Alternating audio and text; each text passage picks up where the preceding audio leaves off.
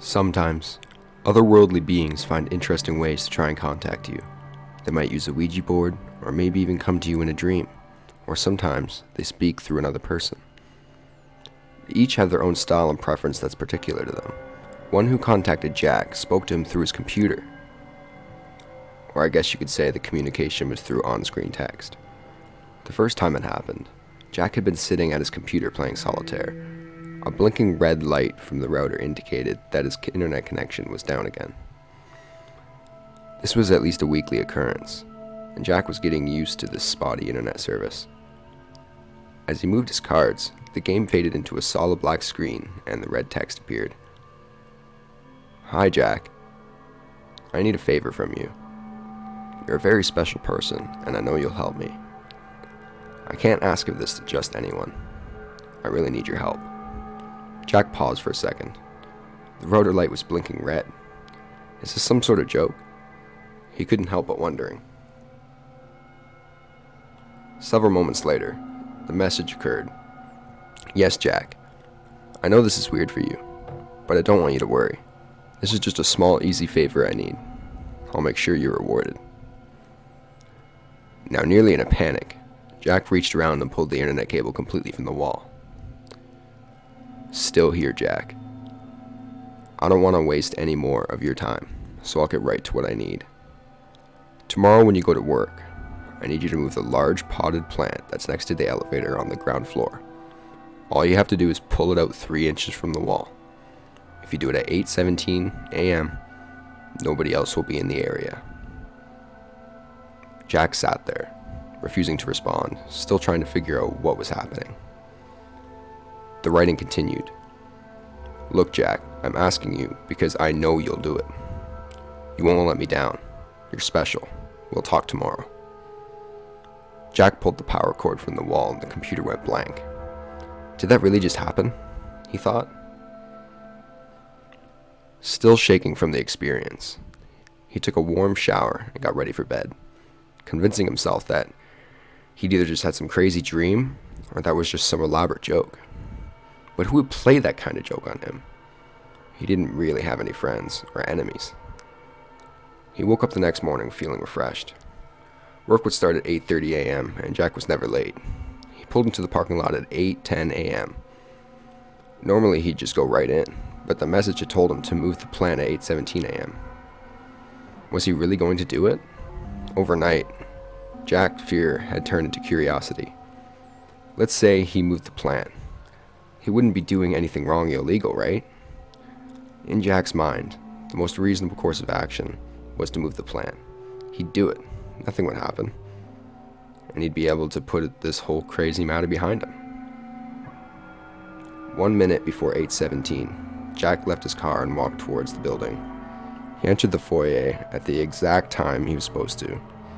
The message was right. Nobody else was around. Odd, Jack thought. The building was normally busy this time of morning, but this temporary lull had been accurately predicted.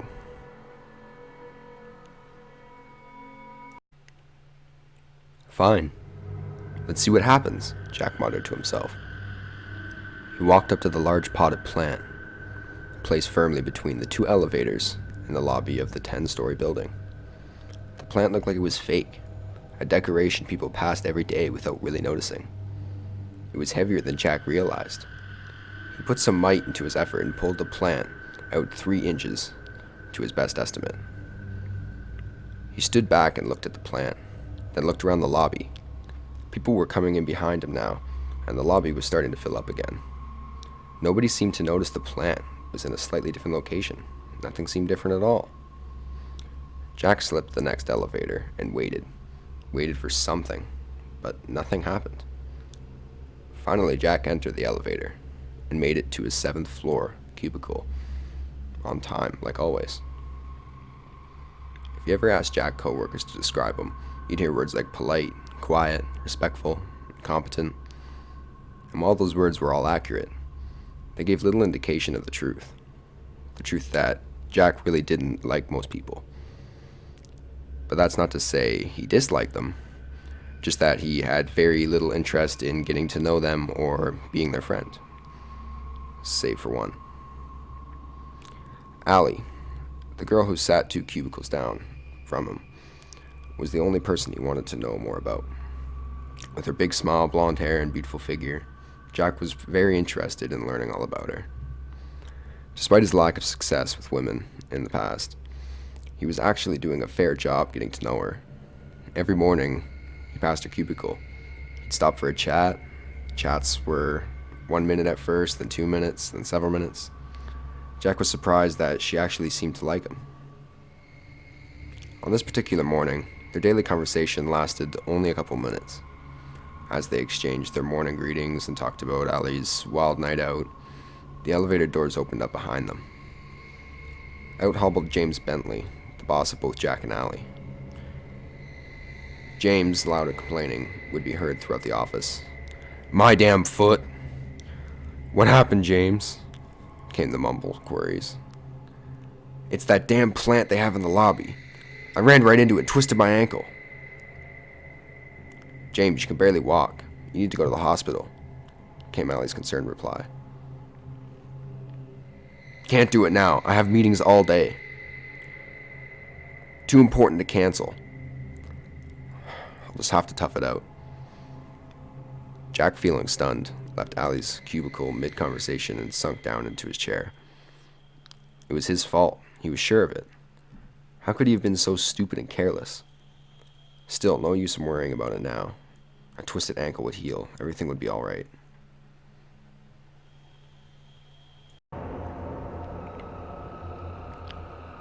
Upon his return home, Jack went immediately to his computer and turned it on.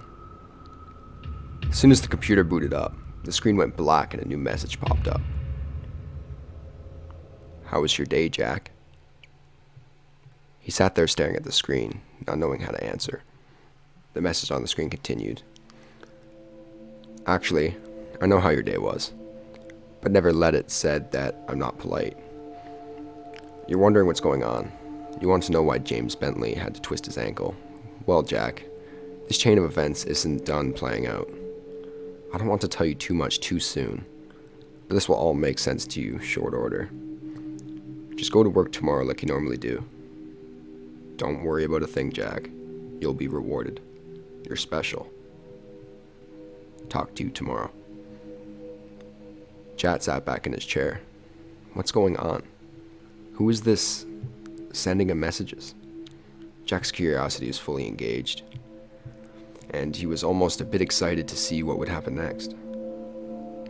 The next morning at work started off as any ordinary day.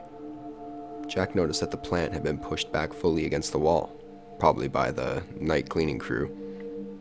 James Bentley showed up shortly after lunch, hobbling into the office on his one good foot. "Man, this foot is killing me," Jack could overhear him say, but apparently James still had the meeting he didn't want to miss. It wasn't until around 3 o'clock that Jack saw him again. James, who has always seemed preferred Allie over others, came limping up to her cubicle. "Allie, you're not doing anything right now, are you?" No. Nothing that can't wait until tomorrow, I guess." "Good. Could you please drive me to go see my doctor? I probably should have gone yesterday, but I couldn't get away. This pain is just killing me right now, and I don't think I can drive myself. I barely made it here this morning, and I don't think I can even push the gas pedal right now. We can take my car if you want." "Yeah, that's fine, James. I don't have a problem taking you." Turning to Jack, she said her goodbye. "See you tomorrow, Jackie." She put on her coat and slowly followed James as she struggled down the hallway. She gave a half turn and a shrug in Jack's direction, with a little smile as she walked away. Jack felt even lonelier than normal when she was gone. It was 10 minutes later that they all heard the crash. It was preceded by a loud horn of 18-wheeler and screeching brakes. The collision itself was a sickening thud of 2 large metal objects colliding. Even on the 7th floor, it was loud. The office workers gasped and ran into the windows. "Is that James's car?" one of them asked. "Hard to tell from up here," someone responded. "It's so banged up." The horrifying implication of what just happened came to Jack immediately. No, he thought. It can't be true. Shaking all the way, he ran to the elevator, went to the ground floor along with several others from the office. Some of them were crying as they joined the growling crowd all around the scene of the accident. Jack could hear far-off sound emergency sirens. Looking past the watchers, he could see that 18-wheeler had hit James's car broadside. Its driver had been thrown out onto the pavement, where he lay motionless. James was sitting in the passenger seat of his car, motionless but with a surprised look on his bloody face. Jack couldn't tell if he was alive or dead. The driver's side, where Allie was seated, had taken a hit. The space she'd been occupying had been compacted to a third of its original size. Allie's head was smashed open, with her twisted body broken and battered. The crowd was stunned. Tears, screams, sirens, it was all Jack could hear. Without going back inside the building, Jack ran to his car and drove home, angry and sad. He made the journey home and to his computer. There the machine sat. He wanted to turn it on, but he was afraid of what he'd find out.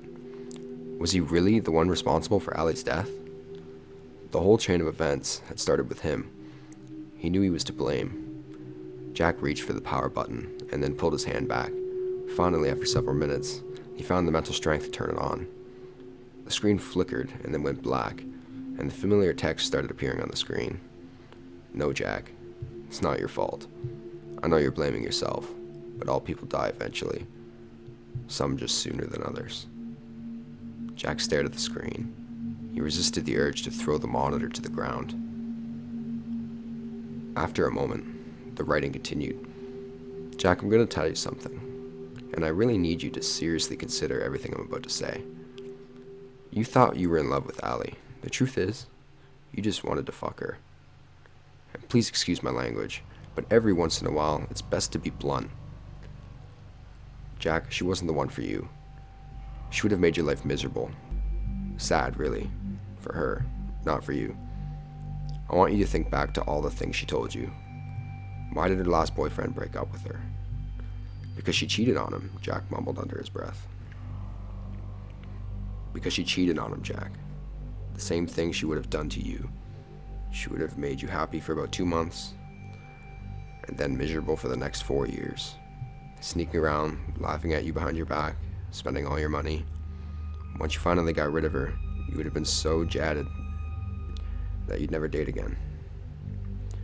This is true, Jack. I see all future possibilities. The ones that come to pass and the ones that don't. You've seen how she is, Jack. But let your lust for her blind you to the truth. Together, you and I have made sure you've avoided that path. One more thing, Jack. This isn't done playing out yet. There's more to come.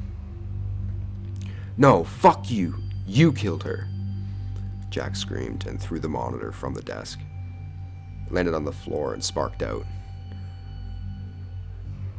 Jack got barely any sleep that night, and the next day he wasn't sure he wanted to go to work.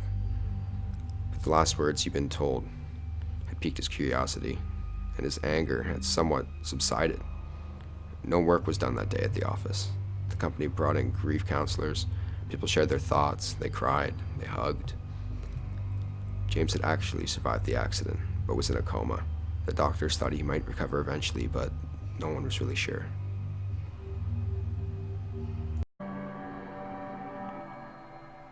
Late in the afternoon, Jack was approached by Diego Salbra, the head of the division. Diego was blunt and upfront, and he offered James's position to Jack. Technically, it would be a temporary promotion, but James wouldn't be back anytime soon. Diego promised him that the promotion would be made permanent once enough time had passed. Let's keep this low-key for now, Diego told him. I know it might seem quick, but the Lancaster project James was working on can't be stopped. It's too important to the company. I need someone in charge right away. This can't wait. Stunned, Jack accepted the promotion. He left work with a strange mixture of feelings, not really sure how he felt about anything.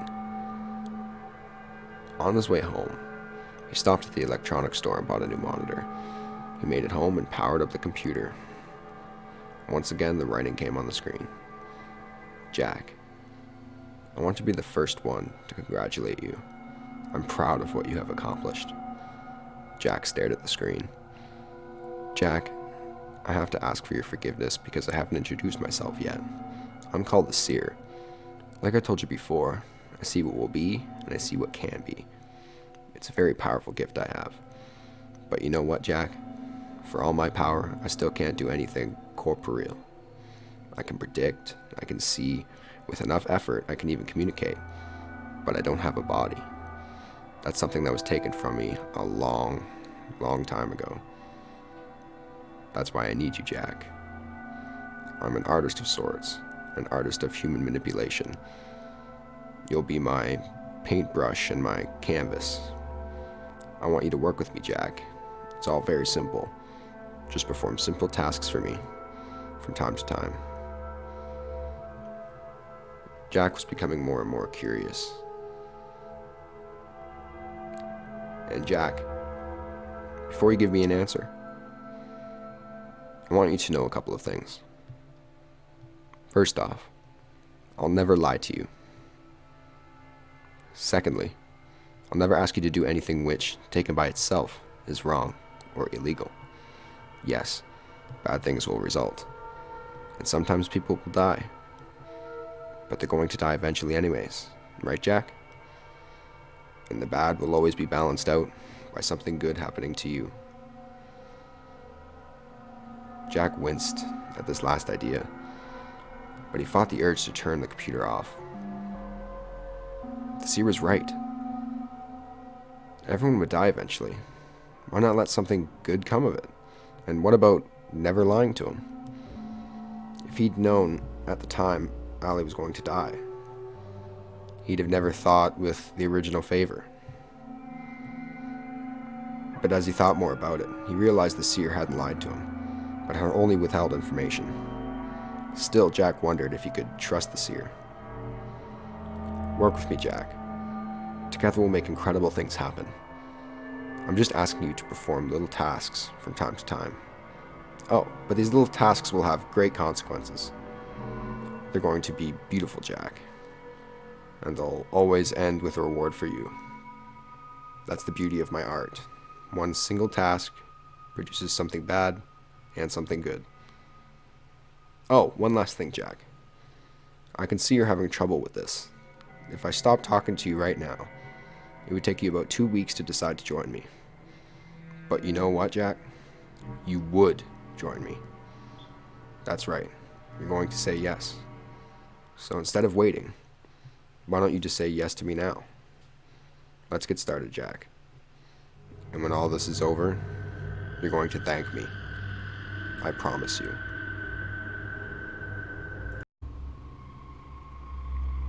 Jack considered what the Seer had just said. His initial feeling of revolt was slowly fading. He paused, and then for the first time he placed his fingers on the keyboard and responded directly to the Seer. What do you want me to do next? As years passed, Jack did the favor the Seer asked of him. And as Seer had promised, Jack was rewarded for his actions each time. The rewards often came in unexpected and interesting ways. One of the more memorable experiences for Jack happened about 2 years after he first agreed to help the Seer. Jack, I need you to go downtown tomorrow, the Seer requested. Enter Garmin's Liquor at exactly 12:37 p.m. A man will ask you a question. The answer you're going to give him is 27. As always, the Seer's instructions were simple and direct, yet mysterious. The next day, as requested, Jack entered the store. In front of him, a burly construction worker was at the counter filling a lottery payslip. Let's see here, and the construction worker. My birthday, that's the 15th. My wife's birthday, that's the 24th. And my kids' ages, 2, 10, and 13. The man scratched his head and looked around, zeroing on Jack.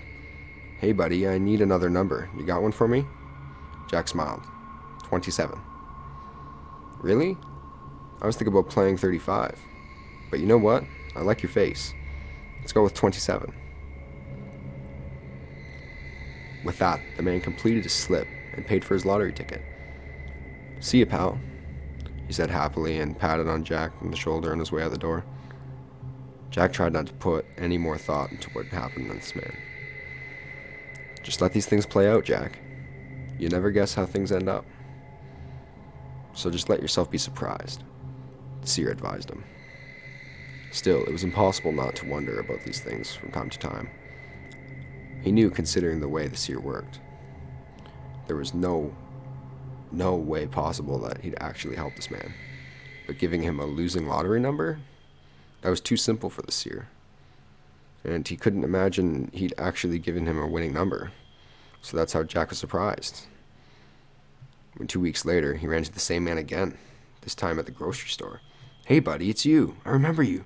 Check it out, I won." Indeed, the man looked like $1 million, wearing new clothes, a good gold watch, and a big goofy smile. The man walked right up to Jack. "I didn't think I'd ever see you again, but I'm glad you're here. I could have never won without you. Hey, let me buy these groceries for you. No, wait, that's not good enough for you. You're my good luck charm. Always gotta treat people right. That's what my mom says." Reaching into his pocket, the man removed a checkbook and promptly wrote Jack a check for $10,000. "This is the least I can do for my good luck charm." After thanking the man, and feeling a bit confused by the whole thing, Jack raced home to his computer. After turning it on, Seer writing appeared on the screen. "Well, Jack, how does it feel to be $10,000 richer?" "It feels good, but I can't help but wonder, we've never helped anyone before. Why are we starting now?" Jack asked this question with a tinge of guilt. He never liked to admit that people were being hurt by his actions, but in this case, curiosity overwhelmed him, any latent feelings of guilt. "Oh, Jack, we haven't helped anyone. Yes, that man is happy now, but he'll have lost every penny within 2 years. You saw it yourself. He just gives money away. Old friends, lost relatives, they're all going to come asking him for money. And there will be some very bad investments as well. The stress of losing everything is going to cause his wife to leave him. She'll take the kids too. He'll be alone and broke, a ruined man who would have been much better off if he had never won. You needn't feel bad, Jack. It's the man's own stupidity and greed that will do this to him." Jack felt some regret, but the Seer's rationalizing and focusing on his own reward always put him at peace in the end. Through the years, no two tasks were ever alike. Sometimes the effects of his actions were direct and easy to see. Other times they caused a chain reaction so complex that he simply could not follow it. Go to the county administrator's building. Park in space number 43 at 4:47 p.m. came on such a request. Jack did so, and 2 months later, he met Donna, with whom he fell in love and ended up marrying. He wouldn't have even known the two events were even related if he hadn't asked Seer about it. "Jack, when you parked in that space, you caused the person who would have parked there to park in a different spot. But she bumped the car next to her. She barely made a scratch. But she called her insurance agent anyway, causing him to leave the office late.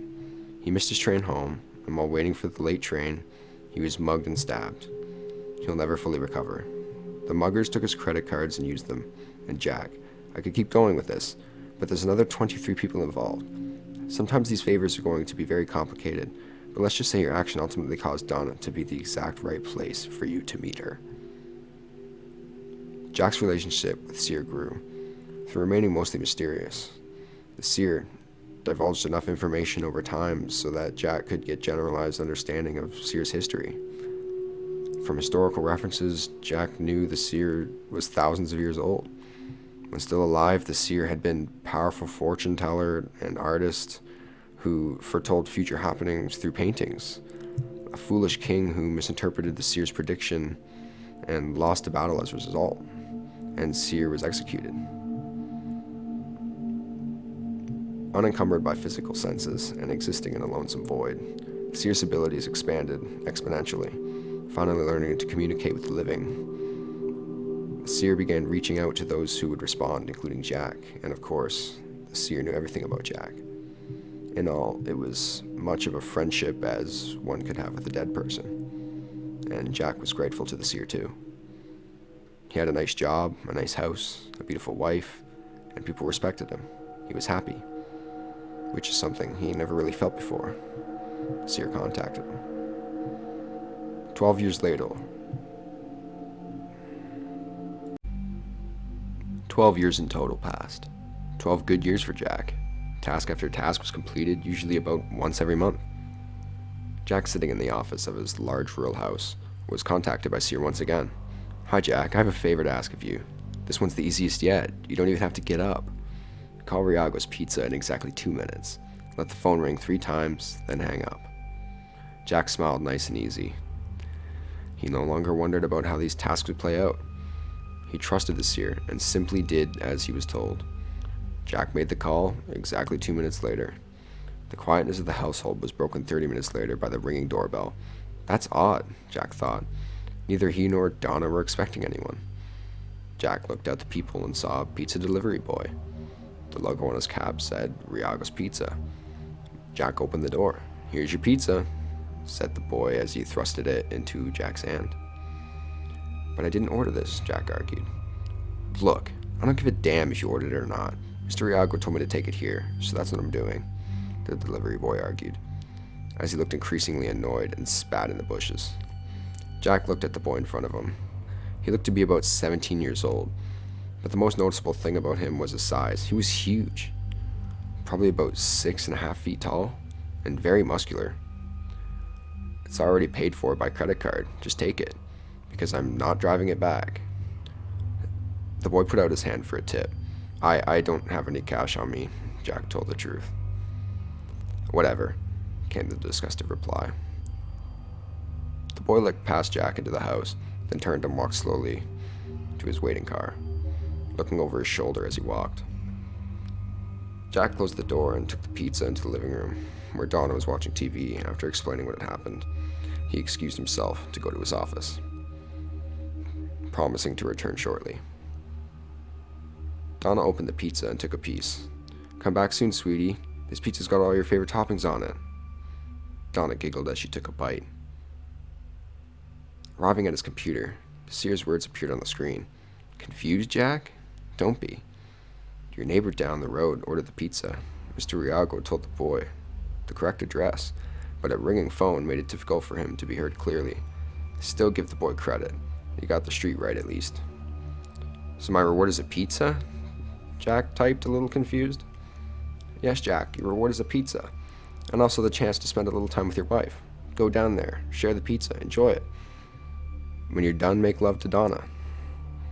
That's not one of your tasks. That's just some advice I think you should follow. Oh, by the way, your neighbors who ordered the pizza are arguing right now over the silly fact that the pizza didn't arrive. Some of the things people argue over amaze me. They really do. Their fight is going to get very heated, but you don't need to worry about that. Go enjoy your night." Jack followed Seer's advice, caught up with Donna as they enjoyed their meal, then made love to her on their big, comfortable living room couch. Donna fell asleep on the couch shortly after 11 p.m. Jack lay there awake. This latest favor, it just felt odd. Carefully extracting his arm from under Donna, Jack left the living room and headed upstairs. Sitting down at the computer, Jack typed, "Are you there?" "Yes, Jack. I'm actually always here. I've been waiting for you to come back. The pizza delivery boy is quite a specimen, isn't he?" Jack looked quizzically at the screen. Seer continued, "He's a horrible employee. He was hired only 3 days ago and already Mr. Riago wants to fire him. But as physical specimen, he's strong, fast, and very observant. For example, he noticed that you didn't lock the front door after delivering your pizza." "What?" Jack said aloud as he started to get up. "Sit down, Jack. I need to tell you something important, and locking the door now won't change your situation." Jack slowly took a seat next to the computer, looking behind himself as he did so. "You see, Jack, it's true that I never lied to you. Everything I've told you is 100% honesty. But yes, I've withheld certain facts. You see, I told you that every task causes something bad to happen to someone else, and something good to happen to you. But there's a third thing, where there's an ultimate goal that each task is working towards. Remember Allie? Of course you do. What you probably don't remember about her is that she was helping to pay her brother's way through college. When she died, he had to drop out.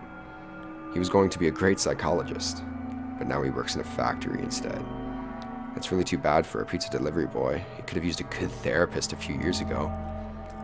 But that good therapist wasn't there for him. Instead, he got some fruit and quack. Remember our lottery winner? Yes, you do. He was a neighbor to our pizza boy. After he lost all his money, of course, he beat the boy senseless after the boy jumped into the street in front of his car. Quite a traumatic memory for our young lad. And his mother didn't care about the accident. Didn't protect the boy at all. She couldn't. Not after using all the drugs given to her by her boyfriend, who happened to be one of the muggers who robbed that insurance agent. He bought the drugs with the money he made from the robbery. Do you see the scope of my artistry? Jack sat, glaring at the monitor. He wanted to get up to check on Donna, but he was too scared to move. Seer continued. Jack, you've done over 100 tasks for me, and each one has served an ultimate purpose. To psychologically destroy this boy, turn him into a monster, and bring him here tonight. Don't you see, Jack? This involved tens of thousands of people, and billions of possibilities. If you had failed to complete even one of these tasks, the whole chain would have collapsed. This was orchestrated by me, and set in motion by you. Together we've done something wonderful. This is a masterpiece of human manipulation, our masterpiece. And it all begins and ends with you. 2 perfect points in time. Tonight, wrong address, no tip. This poor boy finally snapped. He's downstairs right now.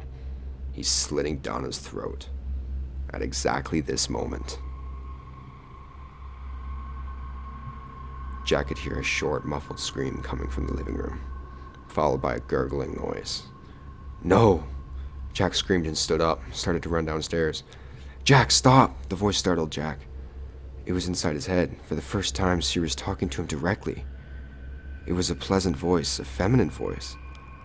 You can't do anything. She's already gone. He'll be coming for you shortly. And you can't stop him. But why? Jack cried with tears swelling up in his eyes.